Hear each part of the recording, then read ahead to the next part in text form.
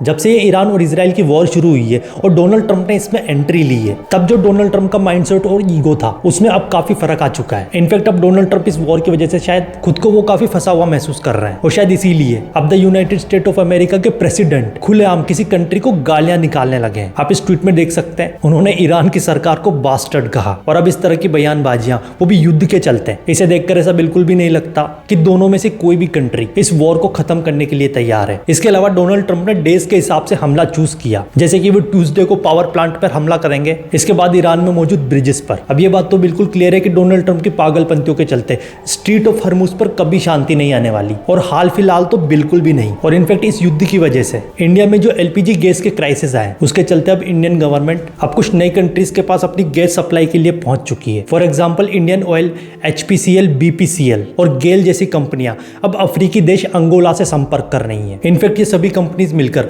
Angola की सरकारी company सोनानगोल से LPG और LNG खरीदने के लिए अब कुछ लॉन्ग टर्म कॉन्ट्रैक्ट्स पर बात कर रही हैं। बट अगर ये डील हो जाती है तो आप इस मैप में देख सकते हैं कि बिना स्ट्रीट ऑफ हरमुज की मदद के इंडिया कैसे अपनी LPG गैस की प्रॉब्लम को सॉल्व कर सकता है। इंडिया डायरेक्ट अफ्रीकन कंट्रीज से अपनी LPG और नेचुरल गैस लेकर इंडियन ओशन की मदद से डायरेक्ट इंडिया पहुंच जाएगा।